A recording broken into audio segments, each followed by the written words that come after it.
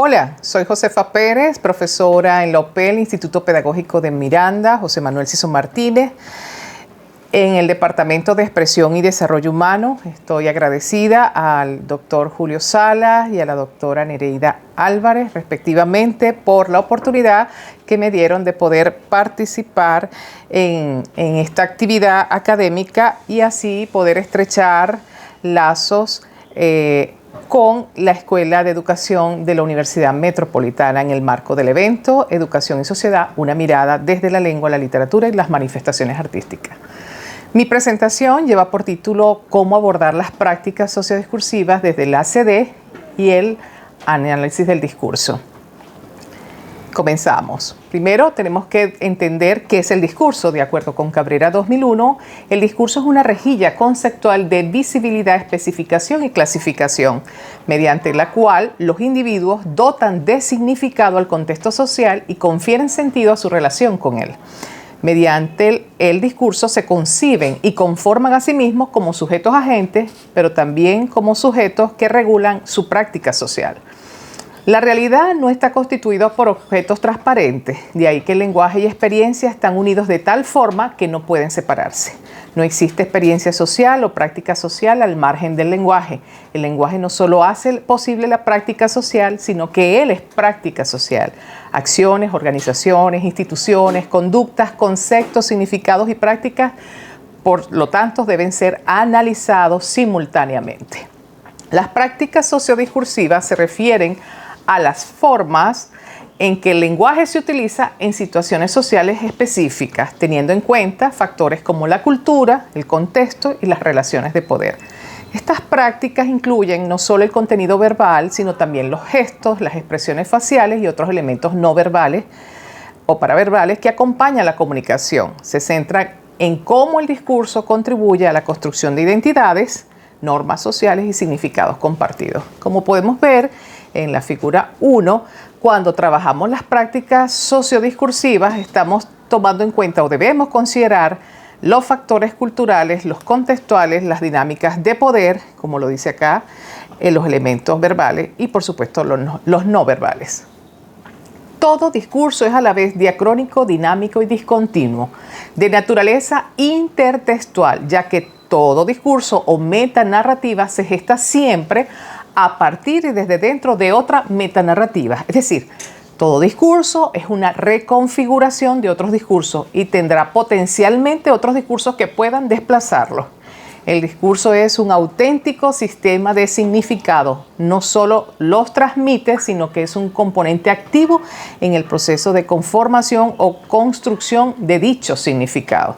Entonces podemos decir que discurso es igual a sistema de significados que incluye conceptos y significados, prácticas socioculturales, más conceptos, más significados. Ahora bien, los conceptos que transmitimos a través de los discursos vienen dados a través de determinados imaginarios sociales. Algunos autores, como la tendencia francesa, hablan de formaciones discursivas, cuya existencia y mediación son generalmente inconscientes. Estos conceptos o estos imaginarios sociales se imponen y trascienden a las personas, mientras que los significados son subjetivos y generados permanentemente por los hablantes discursantes. Por ejemplo, veamos el tema de la Navidad, en este contexto de que ya se aproxima. De acuerdo con la práctica sociodiscursiva caraqueña, esta festividad que celebra el mundo cristiano comienza en Caracas todos los 1 de diciembre con el encendido de la Cruz del Ávila, tradición que tuvo sus inicios a comienzos de la década de los 60 y que desde hace unos 6 o 7 años aproximadamente para acá se cambió para el mes de noviembre y luego, como este año, el año también pasado, el mes de octubre. Otra forma de cómo comenzaba esta festividad era con la degustación de la primera yaca, el primer pan de jamón, el dulce de lechosa, los arreglos en las casas, de los espacios públicos, los conciertos, los discursos sobre la historia de la Navidad, además de los encuentros familiares. Pero más allá de las tradiciones, también sabemos que es una fecha propicia para expresar agradecimiento, extender reconciliación y el perdón a nuestros congéneres. Sin embargo, estamos claros que hay otra narrativa, otra metanarrativa que ha querido hegemonizarse, imponerse y masificarse entre la población como estrategia política de mitigación o solapamiento. Sin embargo, también sabemos que la mayoría de los caraqueños la hemos rechazado por cuanto esta no representa lo que esta celebración significa para la gran mayoría de los caraqueños y de los venezolanos en general. Como vemos acá en la figura 2, como podemos apreciar, ¿por qué abordar las prácticas sociodiscursivas? Porque ellas representan realidades sociales, porque ellos forman parte de una identidad cultural, porque con el lenguaje expresamos estas actividades que hacemos, preservamos el patrimonio cultural a la vez, hacemos negociaciones dentro de las normas sociales, tienen las prácticas sociodiscursivas influencia en la formación de la identidad, permiten entender el control, cómo se controla a través del discurso. Vemos la importancia del lenguaje como una herramienta de poder. Vemos las dinámicas de poder dentro de esas, cómo se manejan las dinámicas de poder dentro de esas prácticas. Y por supuesto nos permite desarrollar el pensamiento crítico, las estrategias de comunicación efectiva y desarrollar también habilidades de comunicación. En su libro La batalla cultural, Reflexiones Críticas 2022, Agustín Laje se refiere a las batallas culturales como aquellas que se expresan por las disposiciones que se logran por medio de contenidos culturales. Por ejemplo, una canción, un video, una imagen, una pintura, un libro, un discurso filosófico, un panfleto, un happening, un meme.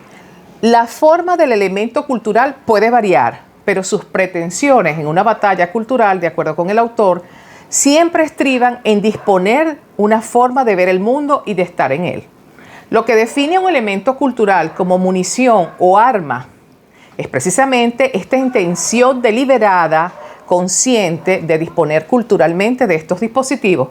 Podemos decir que hoy libramos batallas culturales, batallas discursivas o batallas donde se gestan configuraciones simbólicas porque la práctica social, repito, y el lenguaje, como lo expresáramos anteriormente, van de la mano. Ahora, la pregunta de esta presentación, ¿cómo abordar las prácticas sociodiscursivas? Para estudiar y abordarlas se pueden seguir varios enfoques. Brevemente, pudiéramos decir, como lo señala aquí la figura 3, lo podemos hacer desde el AD, desde el análisis del discurso. También, por supuesto, desde otra modalidad que está dentro del AD, que es el análisis crítico del discurso, estudiando los textos orales y escritos, y también estudios de conversaciones. ¿Con qué herramientas? Podemos partir de herramientas cualitativas y utilizar también las cuantitativas. El análisis del discurso es un campo interdisciplinario, es decir, se enriquece de otras disciplinas, que estudia cómo se construyen y se interpretan los significados a través del lenguaje en contextos sociales. Algunas de las teorías de base para manejar el análisis del discurso que nos pueden servir son las teorías desde la sociológica, las antropológicas, las psicológicas, las filosóficas y las lingüísticas, a partir, por ejemplo, del estructuralismo de Saussure, la Escuela de Praga por Jacobson, la lingüística cognitiva propuesta por Shand y Abelson, la lingüística textual de Van Dijk, la lingüística sistémica funcional propuesta por Halliday, entre otras. Como vemos acá también en la figura 4, el marco del análisis del discurso es muy amplio. Hay que tomar en cuenta varias variables. Lo primero, las realidades sociales, construidos a través de las dinámicas del discurso. También tenemos seguidamente las prácticas comunicativas, que son acciones influenciadas por el contexto social. Los significados, que son esas interpretaciones que cada discursante o hablante moldea a través del lenguaje. Las estructuras lingüísticas son los marcos de uso del lenguaje dentro de una gramática, dentro del español en este caso, y el lenguaje, en términos generales, como esa herramienta fundamental para expresar el discurso.